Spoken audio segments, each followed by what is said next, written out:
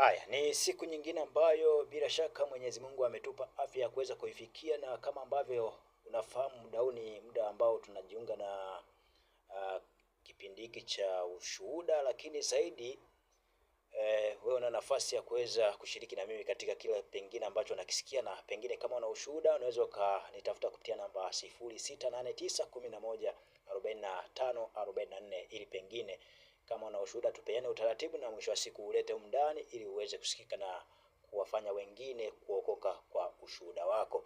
Haya, binafsi naitwa Dennis Matayo, niko mndani lakini na mgeni wangu hapa ambaye pengine atajitambulisha anaitwa nani, anatokea wapi. Baada ya hapo atapata wasaa zaidi wa kutupitisha kwenye kile ambacho amekiona kama moja ya ushuhuda, na atatuelezea kuanzia mwanzo mpaka pale ambapo tutasema inatosha. Kwa hiyo mimi nimkaribishe, karibu sana, na pengine anza kutupitisha moja kwa moja kwenye huu ushuhuda ambao umetuletea, lakini ukianza na majina yako na sehemu ambapo unatokea. Karibu.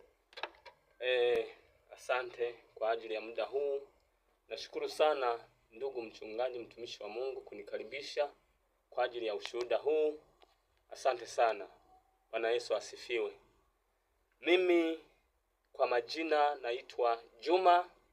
Majina haya ni majina kila mmoja anayajua kwa wenyeji kamilifu katika kata ya Mirambo, wilaya ya Kaliwa, kijiji cha Ikonongo, Rodi 38 karibu na soko la Kariakoo kijijini. Bwana Yesu asifiwe sana.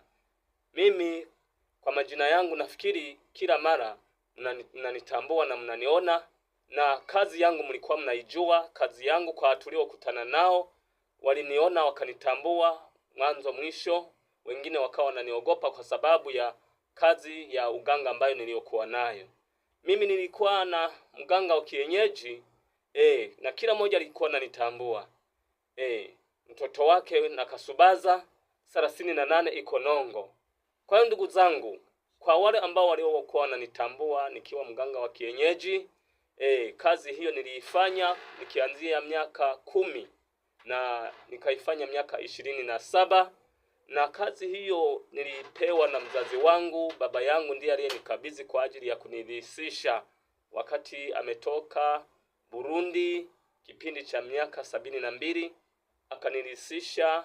Alikuwa ni mtu anayetembea sana. Alikuwa anatembea Kongo, Ntongwe, alikuwa anatembea hadi Kigoma, na alikuwa ni mzee mkali sana. Na ukali wake kwa dharau alikuwa anakuonyesha ukimdharau, lakini yeye alikuwa hana maonevu. Lakini sasa wakati mimi nimekabidhiwa hiyo kazi kwa ajili ya uganga wa kienyeji, mimi nilikuwa nina vipimo kama 7 au vipimo 4 halisi kabisa ambavyo vilikuwa vinanifanya ili nikomae katika kazi ya uganga wa kienyeji. Bwana Yesu asifiwe sana.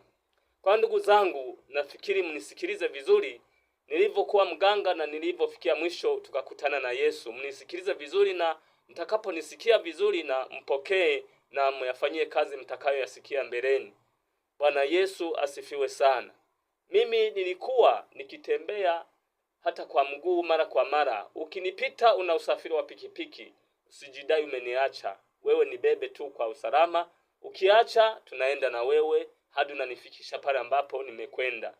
Bwana Yesu asifiwe sana. Iwe gari, mimi ulikuwa unitishi kwamba wewe una usafiri wa gari.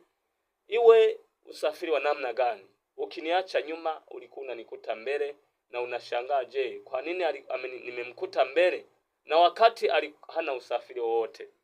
Ndugu zangu, endeleeni kusikiliza hii historia nilivyokuwa mganga hapo.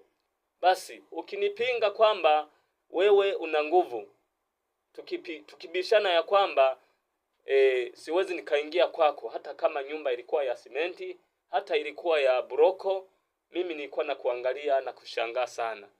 Na kwa kukuonyesha kwamba mimi nina nguvu, nilikuwa na kuonyesha picha yangu, nilikuwa naingia na kuambia umeniona, lakini basi umeniona na ukaogopa, baadaye ukaja kuomba msamaha. Ila sasa bila kuja kuomba msamaha, dharau yako ingeendelea kukuonyesha ubaya kwangu. Bwana Yesu asifiwe sana. Pamoja na haya nasema nilivyokuwa mganga, naendelea kulitaja jina la Bwana, maana yake Bwana ndiye mkombozi wetu. Basi wakati bado sijaokoka, nilikuwa